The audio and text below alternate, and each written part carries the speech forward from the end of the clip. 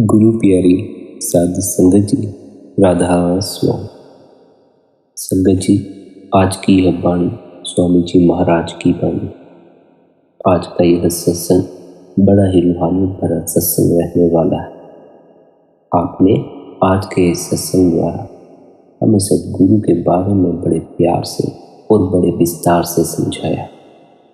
ध्यान पूर्वक सत्संग को अंत तक श्रवण करें। सत्संग के वचन हैं, गुरु चरण पकड़ दृढ़ भाई, गुरु का संग करो बनाए। आप फरमाते हैं, शिष्य का धर्म है जिन्होंने सदगुरु से नाम ले लिया है, सदगुरु से भजन की युक्ति ले ली है, अभ्यास की युक्ति ले ली है। उन शिष्यों का क्या धर्म है? उन शिष्यों का धर्म है कि वे गुरु के चरणों को मजबूती से पकड़ लें, लेकिन गुरु तो चरणों को हाथ नहीं लगाने देता। जो गुरु के देह स्वरूप के चरण है, उन्हें पकड़ना बहुत ही कठिन है। इसलिए जिन चरणों के बारे में आप कह रहे हैं, जिन गुरु के चरणों को पकड़ने की आप बात कह रहे हैं, वह देह स्वरूपी गुरु के चरणों को पकड़ने की बात नहीं। असल जो चरण हमें गुरु के पकड़ने हैं, उनकी तरफ इशारा करते हुए आप कहते हैं, जब हम गुरु के पास जाकर नाम लें, उसकी कमाई करें, भजन मंगी करें, तो दोनों आंखों तक सारा शरीर सो जाएगा। जब रूह ऊपर गई तो आगे सूरज, चंद्रमा और तारा मंडल आएगा। उससे आगे सदगुरु खड़ा है। हम वहां कब पहुंचते हैं? जब हम शरीर को छोड़ जाएंगे। उस सदगुरु के चरणों तक हम कब पहुंचेंगे? जब हम इस शरीर को खाली करेंगे, इस दुनिया को छोड़ जाएंगे। जब वहां पहुंचे, वह देश बड़ा ही खूबसूरत है, बड़ा ही शांति देने वाला देश है। वहां जो नूर है, बड़ा अचरज है। हम उसी देश से इस संसार में आए, हमें उसी देश में लौट जाना। वही हमारा सच्चा देश है। इस संसार में कोई भी देश हमारा सच्चा देश नहीं, क्योंकि देश बदलते रहते, समय बदलता रहता, युग बदलते रहते, सदा वही देश नहीं रह जाते। आगे से आगे जैसे जैसे समय बढ़ता चला जाता, चीजें भी बदलती चली जाती, जगहें भी बदलती चली जाती। यह संसार परिवर्तनशील, इस संसार में सब कुछ बदलता रहता, जिस कारण हम इस संसार में, इस देश में सदा के लिए नहीं रह सकते। इस माया के देश में सदा के लिए नहीं रह सकते। हमारा भी समय एक दिन बदल जाएगा, जीवन हमारे हाथ से निकल जाएगा, मृत्यु हमारे हाथ में आ जाएगी। हमें ऐसे देश में नहीं रहना जहाँ कुछ भी स्थिर ना हो, जहाँ सब बदलता रहता। हमें अपने सच्चे देश में लौट जाए। वहाँ जब हम लौट जाते हैं तो हमारे जीवन में चैन आता, तब फिर इस दुख से भरे देश में आने की कोई जरूरत नहीं पड़ती। वह जो देश है, वह बड़ा ही खूबसूरत और शांति देने वाला। लेकिन उस देश तक हम पहुंचते तब है जब हम निरंतर भजन मंगी करते हैं, निरंतर ध्यान में बैठते हैं, जिसके द्वारा कि हम इस मन से परे हो सके। जब हम इस मन से परे हो जाते हैं, हमें अपने सच्चे देश की खबर लग जाती है, असल घर की खबर लग जाती है। जब तक हम मन में उलझे हुए हैं, तब तक हमें इस माया के देश की ही खबर लगती। हम इस माया के देश में ही उलझे रहते हैं। हमें अपने भीतर उतरना है, भीतर उतरकर भीतर के अनुभव करने। भजन मंगी द्वारा हम भीतर से जुड़ते हैं, हमें भीतर का अनुभव होना शुरू होता है। जब हम भीतर उतरेंगे, भीतर उतरते जाएंगे, एक क्षण आएगा जब भीतर हमारा सदगुरु से मिलाप होगा। उस सदगुरु के पैर का जो एक नाखून है, वह करोड़ों मणियों से ज्यादा रोशन और प्रकाश वाला। जो गुरु के नूरी चरणों तक पहुंच जाए, नूरी चरणों की धूली में स्नान कर ले, उसकी गुरु भक्ति पूर्ण हो जाती है। फिर आके नाम भक्ति शुरू होती। गुरु भक्ति के पूरे होते ही, जैसे ही गुरु प्रसन्न होता है, नाम की दौलत हाथ लग जाती है, गुरु नाम की बख्शिश कर देता। जब तक अनहद की वह ध्वनि हमें सुनाई नहीं पड़ती, हमें समझ नहीं आएगा किस शब्द की सदगुरु बात कर रहे, किस धुन की सदगुरु बात कर रहे। हमें क्या चाहिए कि हम स्वयं अपने आप उस अनहद की ध्वनि तक पहुंचे, उस अनहद की ध्वनि का अनुभव करें। हम स्वयं भीतर गूंजते उस शब्द को सुने। जब हम खुद उसका अनुभव करेंगे, जब हमें खुद वह शब्द सुनाई पड़ेगा, वह अनहद की ध्वनि सुनाई पड़ेगी, तब हमें विश्वास आए। तब फिर हमारा मन हमें बाहर नहीं भटका पाएगा, संसारिक ख्यालों की तरफ नहीं भटका पाएगा।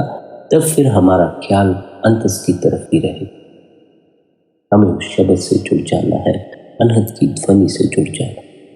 हमें अपनी गुरु भक्ति पूर्ण करनी, निरंतर भजन मंदी करनी है, जिसके भी गुरु महाराज ने जिसे जैसा भी अभ्यास बताया, निरंतर उस अभ्यास की पालना करें। जब गुरु भक्ति पूर्ण होती है, उसके फलस्वरूप आपका शब्द से मिलाप हो जाता है, भीतर गूंजते उस अनहद के नाद से मिलाप हो जाता है, नाम से मिलाप हो जाता है। अगर इस दुनिया में हजारों लाखों सूरज चंद्रमा चल जाए तो यहाँ रोशनी हो जाएगी, मगर अंदर फिर भी अंधेरा रहेगा। जब तक हमारे भीतर प्रकाश प्रकट नहीं हुआ, हमारे भीतर अंधेरा ही रहेगा। बाहर का प्रकाश हमारे भीतर के अंधकार को नहीं मिटा पाए। भीतर के अंधकार को मिटाने के लिए आवश्यक है, इस भटकते मन को ठहराने के लिए आवश्यक है कि हमारे भीतर प्रकाश हो, अंधकार न। अंधकार में ही सारे दूषित विचारों का जन्म होता है। जब तक पूरा गुरु न मिले, अंदर का अंधेरा दूर नहीं होता। उस नूर की, उस नाम की, रूहानी मंडलों की लज्जत की कैफियत बयान नहीं हो सकती। इसलिए यदि आप उस नूर के बारे में सुनकर समझें कि आपको नूर की खबर लग गई, प्रकाश के बारे में सुनकर समझें, आपको प्रकाश की खबर लग गई, शब्द के बारे में सुनकर समझें, आपको शब्द की खबर लग गई, तब फिर आपको उसकी खबर नहीं लगी। तब आप मात्र अपने समझ के तल पर जी रहे। आपने समझ लिया है, आपने ज्ञान इकट्ठा कर लिया, अब उस ज्ञान पर ही आप चल रहे हैं। अनुभव में लाना होगा वह नूर, वह नाम, वह प्रकाश स्वयं को अनुभव होना चाहिए। प्रकाश नजर आना चाहिए, शब्द सुनाई पड़ना चाहिए, तब कहीं जाकर आप उस पर विश्वास कर सकते। इसलिए हमें क्या चाहिए? हम निरंतर भजन स्मरण करें, निरंतर भजन मंदी करें, तो अवश्य ही प्रकाश का अनुभव हो जाए। भजन मंदी निरंतर करेंगे, अवश्य ही शब्द की ध्वनि सुनाई पड़ जाए। उस प्रकाश, उस शब्द से जुड़ने के लिए ही तो हम गुरु की शरण लेते हैं, और गुरु हमें उस प्रकाश, उस शब्द से जुड़ने की युक्ति भी दे देता है। यदि हम युक्ति का पालन न करें, तो फिर उस प्रकाश से जुड़ कैसे सके? यह भी हो सकता है कि कोई सदगुरु से इसलिए जुड़ा हो कि उसकी कोई संसारिक इच्छा हो सकता है, न तो उसे प्रकाश की कोई खबर हो, न शब्द की कोई खबर हो, लेकिन वह गुरु से जुड़ जाए अपनी संसारिक इच्छाओं की पूर्ति के लिए। ऐसे लोगों को अभ्यास से किसी तरह का कोई लाभ नहीं मिलता। भजन बंदगी द्वारा, अभ्यास द्वारा हमें जो लाभ मिलता है, वह कोई संसारिक लाभ नहीं है, वह रूहानियत का लाभ है। हम यदि इस सोच को लेकर भजन बंदगी कर रहे हैं, इस सोच को लेकर ध्यान में बैठ रहे हैं, उस मालिक से जुड़ना चाहते हैं कि हमारा घर परिवार अच्छा हो जाए, हमारे पास धन के अंबार लग जाएंगे, हमें मान सम्मान मिलेगा, तब फिर हम केवल और केवल भूल में जी रहे। भजन बंदी का मकसद संसारिक चीजों की उपलब्धि नहीं, भजन बंदी का मकसद तो रूहानी जगत का अनुभव करना है। भजन बंदी का असल मकसद तो उस परमात्मा से जुड़ जाना, उस परमात्मा से जुड़कर जीवन अवश्य ही बदल जाए। अवश्य ही आपके जीवन में कई तरह के बदलाव आते हैं, आपका जीवन सुधर जाता है। लेकिन यदि कोई सोचे उस मालिक से जुड़े बगैर, भीतर उतरे बगैर उसके जीवन में परिवर्तन आ जाएगा, तब फिर परिवर्तन नहीं है। यदि आप भजन बंदी कर रहे हैं संसारिक इच्छाओं की पूर्ति के लिए, तब फिर उसका कोई फल उपलब्ध नहीं होगा। तब फिर भजन बंदी करके भी भीतर भार ही चलता, भजन बंदी करना भी बोझ ही मालूम पड़ता है। भजन बंदी करने में कोई रस मालूम नहीं पड़ता। भजन बंदी करने का असल मकसद अपनी रूह का अनुभव करना है ताकि रूहानी मंजिलों की यात्रा हो सके। इसलिए जितने समय के लिए भजन मंडली में बैठो, संसारी के चैन लेकर मत बैठो, संसार की सोच लेकर मत बैठो। भजन मंडली का संसार से कोई संबंध नहीं। हम सदगुरु से नाम ले लेते हैं, अभ्यास की युक्ति ले लेते हैं, फिर सोचते हैं कि हमारा कल्याण हो जाए। हमें चाहिए कि हम सदगुरु के सत्संग निरंतर सुनते हैं। हमें चाहिए कि हम सदगुरु के सत्संग में अवश्य जाया करें।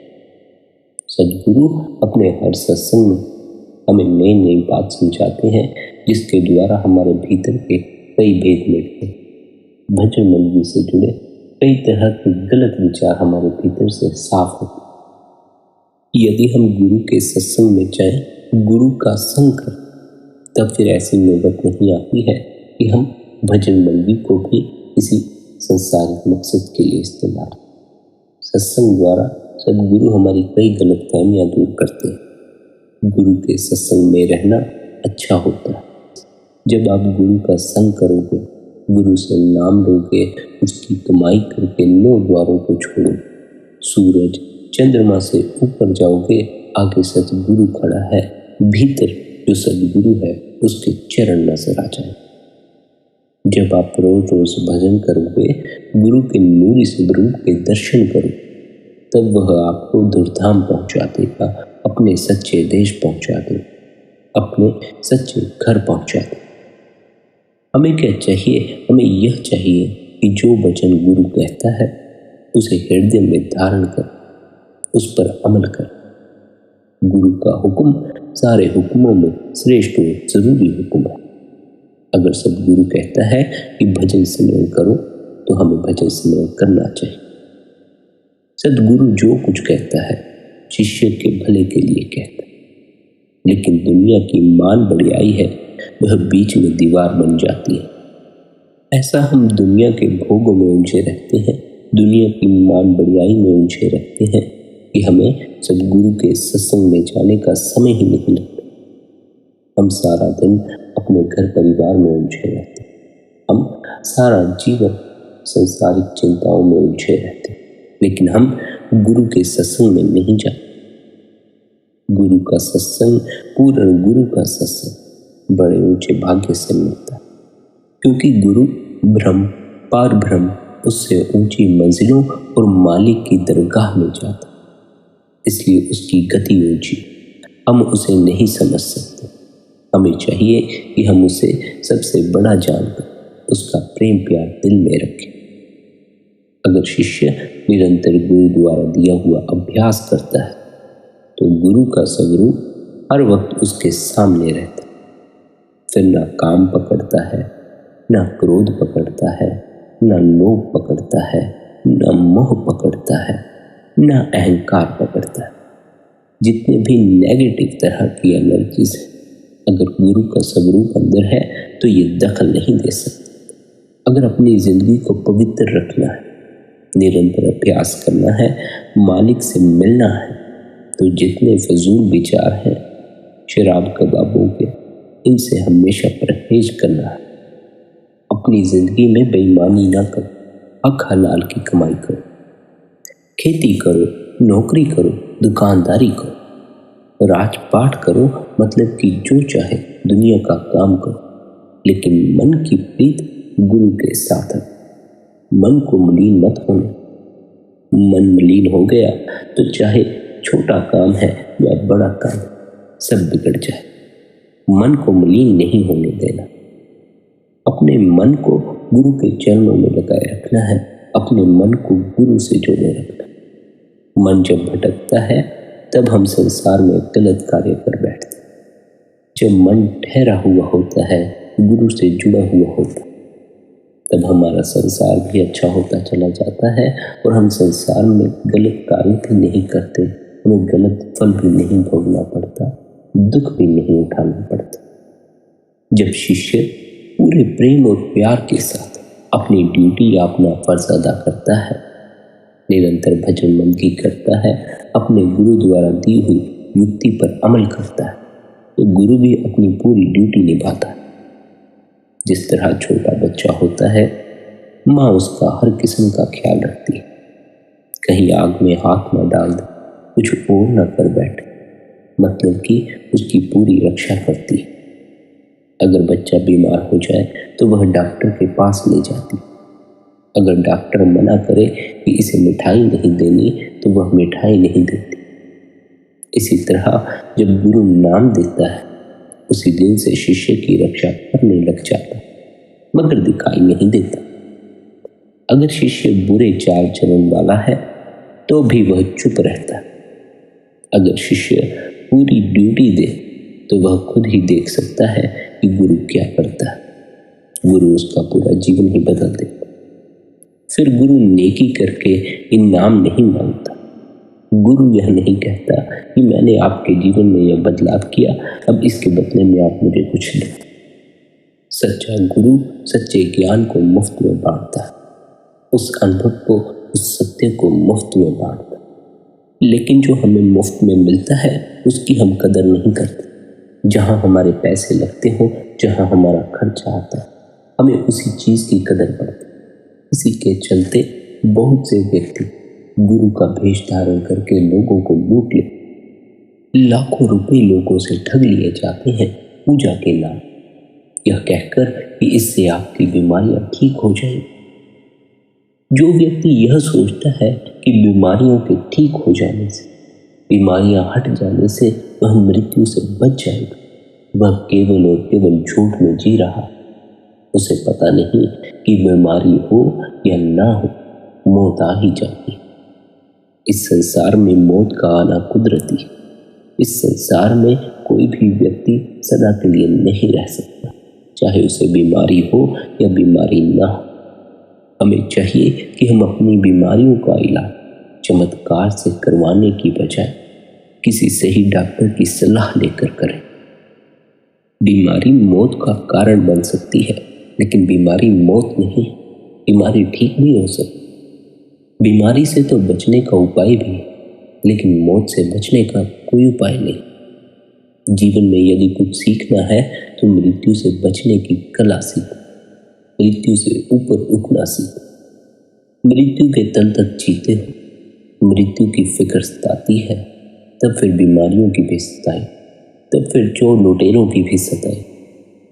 जिसके जीवन में मृत्यु का भय समाप्त हो जाता है उसे किसी तरह की कोई फिक्र नहीं रह जाती। इस संसार में मौत का आना कुदरती, क्योंकि इस संसार में हम अपना प्रारब्ध लिखा कर लाए, हमें उसे भोगना। जितने घूंट पानी के पीने हैं वे जरूर पी लें, जितने ग्रास खाने हैं वे अवश्य खाने। जब मौत आएगी कोई ना कोई बहाना बन जाएगा, बीमारी का, दुर्घटना का या किसी लूट मार। हर एक आदमी की मौत के वक्त यमदूत आते हैं। जो व्यक्ति संसार में भटकते रहते हैं उनकी मृत्यु के वक्त केवल यमदूतों का ही आना होता और वे यमदूत उसकी जान निकाल कर ले जाते हैं।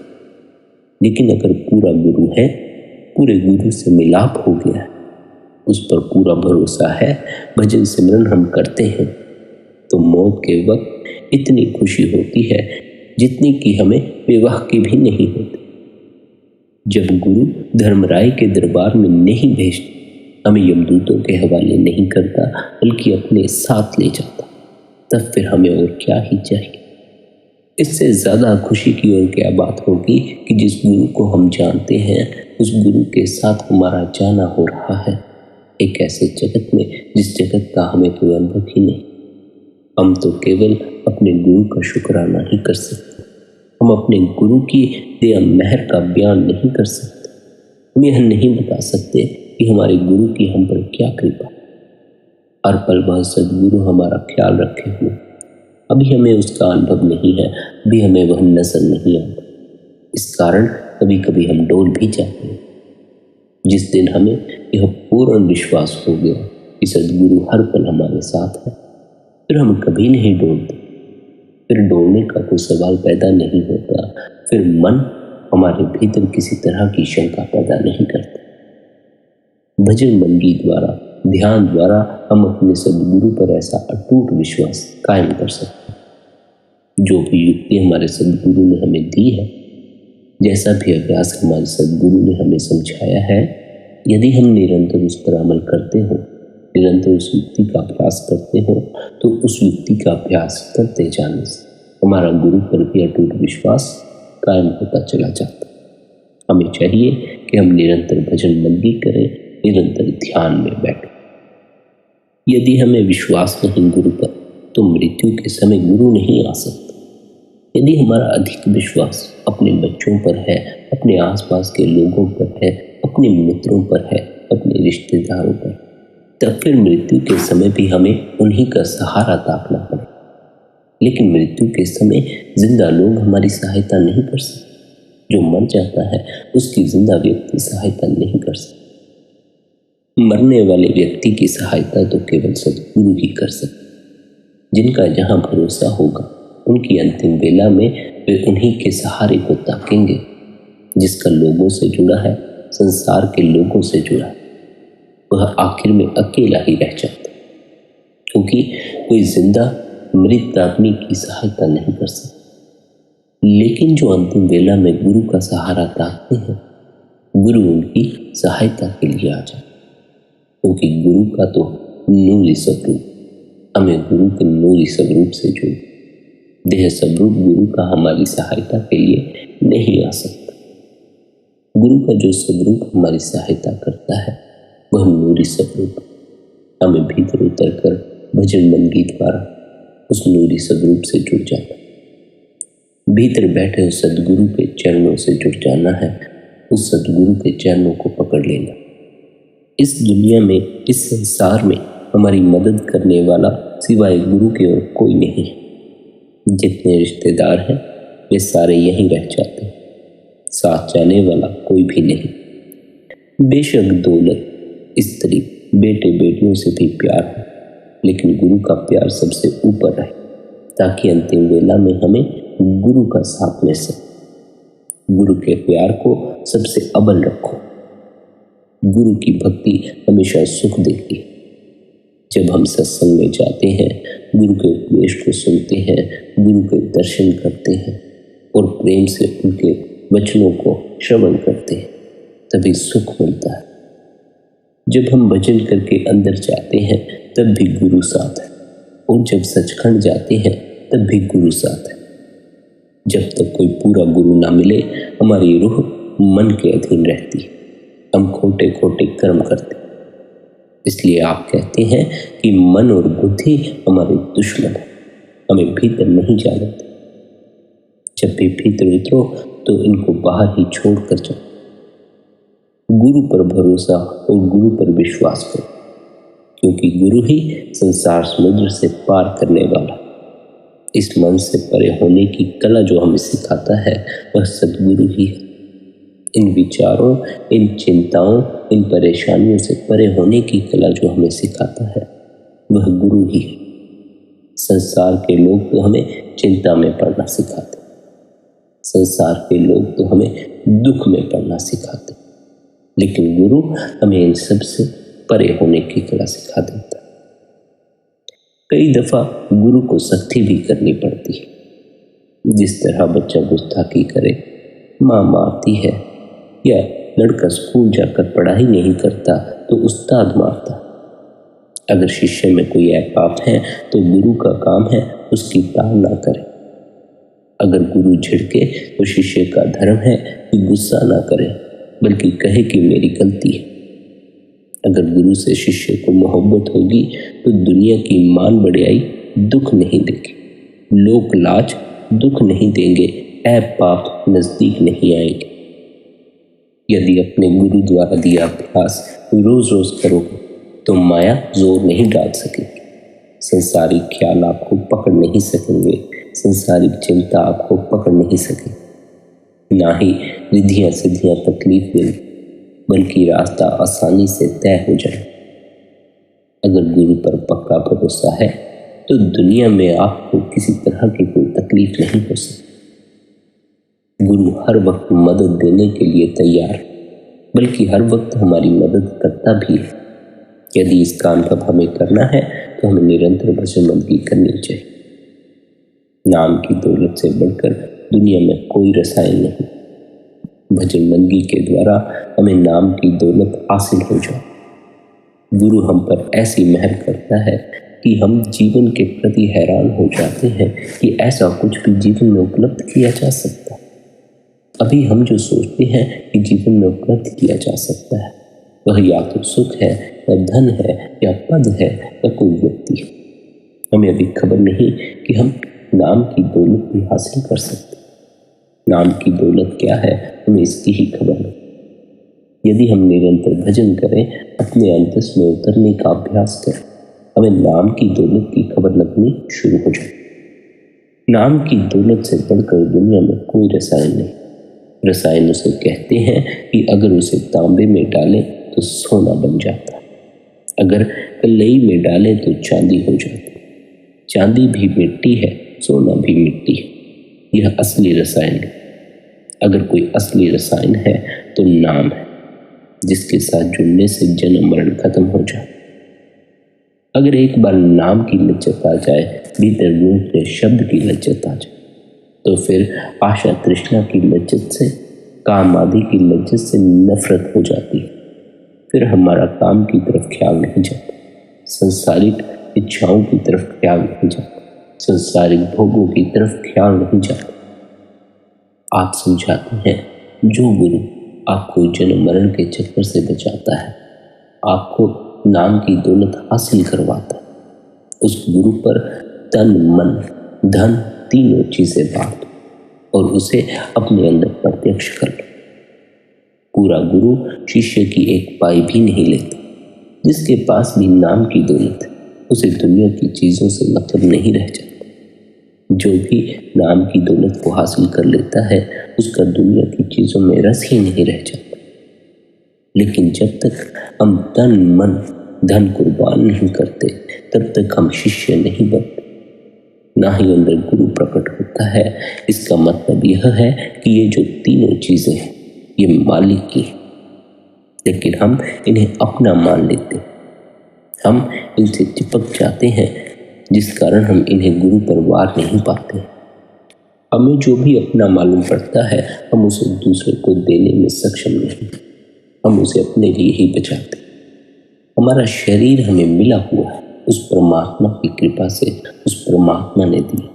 हमारे अपने बस की बात नहीं कि हम अपने शरीर का निर्माण कर लें, लेकिन हमें अपना मालूम पड़ता है, इसलिए हम इसे कुर्बान करने में, उस मालिक को समर्पित करने में कतराते हैं। हमें मन मिला हुआ, हमने कहीं से लाकर मन को भीतर डाला नहीं, हमने मन का निर्माण नहीं किया, लेकिन इसे अपना मान लेने के कारण हम मन को सद्गुरु पर कुर्बान नहीं कर पाते। इस मन को छोड़ नहीं पाते हैं, इसे बार बार पकड़ कर रखते। हमने धन को अपना मान रखा, जिस कारण हमारे भीतर धन की भी पकड़ बनी रहती है। हमारे भीतर धन का लोभ बना रहता है और हम गुरु पर पूर्ण समर्पण नहीं कर पाते। जब तक भीतर किसी तरह की कोई पकड़ है, पूर्ण समर्पण नहीं हो पाता। ना तो शरीर हमारा अपना है, ना तो मन हमारा अपना है, ना इस शरीर से जुड़ा, इस मन से जुड़ा यह संसार हमारा अपना है, न यहाँ का धन हमारा अपना है, न यहाँ के लोग हमारे अपने। हमारा जो अपना है वह तो हमारी अपनी आत्मा ही है, उसका हमें अनुभव कर लेना। गुरु की शरण में जाकर उस आत्मा की खबर लगती, भीतर के गुरु की शरण लेकर उस आत्मा का अनुभव होता। जब हम तन मन धन सब गुरु पर कुर्बान करते हैं तब हम सच्चे शिष्य बनते हैं। जब तक हम यह कुर्बानी नहीं करते, भीतर से इन सब की पकड़ नहीं छोड़ते। भीतर से पकड़ छोड़ देने, इसका अर्थ यह नहीं कि बाहर से पकड़ छोड़ देने, बल्कि भीतर से किसी तरह की कोई पकड़ नहीं रखनी। जब तक हम भीतर से इनकी पकड़ नहीं छोड़ते तब तक हम शिष्य नहीं बनते, ना ही अंदर गुरु प्रकट होता। हमें चाहिए कि हम अपने सद्गुरु पर पूर्ण विश्वास करें, क्योंकि हमने सत्पुरुष को नहीं देखा, उस परमात्मा, उस सतनाम को नहीं देखा, लेकिन हमने गुरु को देखा। जब गुरु मिला तो गुरु हमसे कहता है, आओ मैं आपको सत्पुरुष के साथ मिला दूं। मतलब यह कि जब गुरु मिला उसने हमें नाम से जोड़ा। जब हम नाम की कमाई करके अंदर गए, वह नाम हमारी ग्लिप को ऊपर की तरफ खींचता गया। ज्यों ज्यों ऊपर की तरफ हम गए, हमें पता चलता गया यह फलाना है, यह फलाना है। पहले हम गुरु में लीन होंगे, फिर ईश्वर में लीन होंगे। हम भी ईश्वर में समा जाए। उस परमात्मा में समा जाना ही हमारा असल मकसद है। उस ईश्वर में समा जाना ही हमारा असल मकसद है। जब बूंद समुद्र में समा जाएगी तो जन्म मरण का चक्कर समाप्त हो जाए। जब बूंद समुद्र में समा जाएगी तो संसारिक दुखों से छुटकारा हो जाएगा। संसारिक मोह, संसारिक वासनाओं से सदा के लिए छुटकारा हो जाए। तब कहीं जाकर हमें अपने असल देश की खबर लगती है, अपने सच्चे घर की खबर लगती है। दुनिया को यह भी खबर नहीं कि हमारा कोई अपना देश भी है, हमारा कोई असल देश भी है। दुनिया के लोग माया के जाल में फंसकर इस संसार को ही अपना असल देश समझे बैठे। लोग इस संसार में मौजूद इन कौमों को अपनी कौमें समझते, इन मजहबों को अपना मजहब समझते। अगर इस देश को अपना देश समझ ले तो देखो दुनिया में क्या क्या हो रहा है। कहीं बम गिरते हैं, कहीं लड़ाइयाँ होती हैं, कहीं कुछ होता है, कहीं कुछ होता है। मगर नहीं, हमारा देश सचखंड है। हमें पता नहीं कि हमारा देश कौन सा है, हम कहाँ से आए हैं, किस लिए इस संसार में, इस देश में आकर, इस संसार में आकर हम यहाँ चोरियों, ठगियों, बदकारियों, शराबों कबाबों में पड़े हुए हैं। और ज्यों ज्यों भूले फिरते हैं त्यों त्यों खराब होते हैं। इस देश से निकलने का जो जरिया है, इस संसार से जो निकलने का जरिया है, इन ऐबों, इन बीमारियों, इन चिंताओं से निकलने का जो जरिया है, वह बताते हुए आप कहते हैं कि वे महात्मा जो उस देश से आते हैं, उस सचखंड से आते हैं, हमें अपने देश की खबर देते हैं, उस सचखंड की खबर देते हैं। वे बताते हैं कि वह शांतिमय देश है, वहाँ न गर्मी है, न सर्दी, न दुख है, न सुख। वे कहते हैं कि आओ तुम्हें भी उस देश में ले चले। मगर हमारा मन ऐसा भ्रष्ट हो चुका है कि उधर हमारा ख्याल ही नहीं जाने देते। सदगुरु की हिदायत के मुताबिक अपने देश को चलना तो एक तरफ रहा, हम उन्हें आराम से बैठने नहीं देते, बल्कि हम अपने सदगुरु पर ही इल्जाम लगाकर उन्हें मरवा देते। मंसूर को सूली पर चढ़ा दिया, ईसा को सूली पर चढ़ा दिया, हजरत मोहम्मद साहिब के दांत तोड़ दिए, मक्का से निकालकर मदीना भेज दिया, शम्स तबरेज की खाल उतार दी, गुरु नानक साहिब को कैद कर दिया, उनसे चकियां पिसवाई। जब जब वे महात्मा हमें जन्म मरण से छुड़ाने के लिए आते हैं, हम उल्टा ख्याल कर लेते हैं और उन्हीं को चोट पहुंचा देते हैं। ना तो गुरु आपसे पैसे लेता है, ना गुरु आपकी ख्वाहिशों में दखल देता है, ना गुरु आपके संसारिक कामकाज में दखल देता है। ऐसे गुरु की बेअदबी मत करो, ऐसे गुरु का सम्मान करो, अपने गुरु से प्यार करो। जब शिष्य का गुरु के साथ मुकम्मल प्यार हो जाता है, तब अंदर पर्दा खुल जाता है, तब रूह ऊपर जाना शुरू करती है, नहीं तो रूह वहीं की वहीं रह जाती। तब तक तो भीतर पर्दा भी नहीं खुल पाता। मन के पीछे भटकते रहने से कोई लाभ नहीं होगा। मन तो भटकाकर संसार में ही ले जाता है, और संसार में कितना ही भटको, यहाँ भटकने से कोई लाभ नहीं होता। जीवन हाथ से चला जाता है, लेकिन हाथ में कुछ भी नहीं है। गुरुमुख बनो, गुरु की बात पर अमल करो, गुरु के उपदेश पर चलो। गुरु के उपदेश पर चलने वाला इस संसार से खाली हाथ नहीं जाता, उसके हाथ भरे हुए होते। दुनिया में अगर कोई मुक्ति देने वाली भक्ति है तो गुरु भक्ति है। बाकी जितनी भक्तियां हैं सभी नाकामयाब। समझ लेने योग्य जो बात है, जो कि बड़ी ही आवश्यक है, वह यह है कि हम गुरु के देह स्वरूप से ही ना चिपके रह जाए, हम गुरु के देह स्वरूप तक ही ना ठहरे रह जाए। हमें भीतर उतर कर गुरु के नूरी स्वरूप से जुड़े। यदि हम गुरु के देह स्वरूप पर ही ठहरे रहे, तब फिर एक दिन गुरु को भी अपनी देह छोड़ जाए। फिर हमें अपने जीवन में कैसे गुरु का अनुभव हो पाए। जब हम भीतर गुरु के नूरी स्वरूप से जुड़ जाएंगे, तब गुरु के देह छोड़ जाने के बाद हमें गुरु का अनुभव होता रहता है, गुरु की याद, गुरु का स्वरूप भीतर बना रहता है, गुरु का दर्शन होता रहता है। हमें अपने भीतर बैठे गुरु से जुड़ना, भीतर बैठे गुरु से जुड़ने के लिए आवश्यक है कि शिष्य निरंतर भजन सिमरन करता हो, अपने गुरु के उपदेश की पालना करता हो, गुरु द्वारा दी हुई युक्ति पर अमल करता हो। यदि कोई अमल नहीं करता है, गुरु द्वारा दी हुई युक्ति का अभ्यास नहीं करता है और वह सोचता है उसे नाम की दौलत हासिल हो जाएगी, उसका जीवन शांति से भर जाएगा, आनंद से भर जाएगा, उसके जीवन में कोई परिवर्तन आ जाएगा, तो वह केवल भूल में पड़ा हुआ है। ऐसी भूल में पड़कर बहुत से लोगों ने भजन बंदी की युक्ति लेकर भी किसी तरह का कोई अनुभव नहीं किया। ऐसी भूल में पड़कर नाम लेकर भी शिष्य को किसी तरह का कोई अनुभव नहीं हो पाया। ऐसी भूल से अपने आप को बाहर निकाल, सत्य के प्रति जागो। सत्य है कि अपने भीतर से प्रत्येक तरह की पकड़ छोड़ते चले जाओ। क्यों? क्योंकि मृत्यु के समय सब छोड़ जाना, क्या मन, क्या विचार, क्या शरीर, क्या लोग, क्या अपना मकान, सब छोड़ जाना। इसलिए हमें भजन बंदगी द्वारा जीते जी भीतर से सब छोड़ने की कला सीख लें। इस मन को भी छोड़ने की कला सीख लें।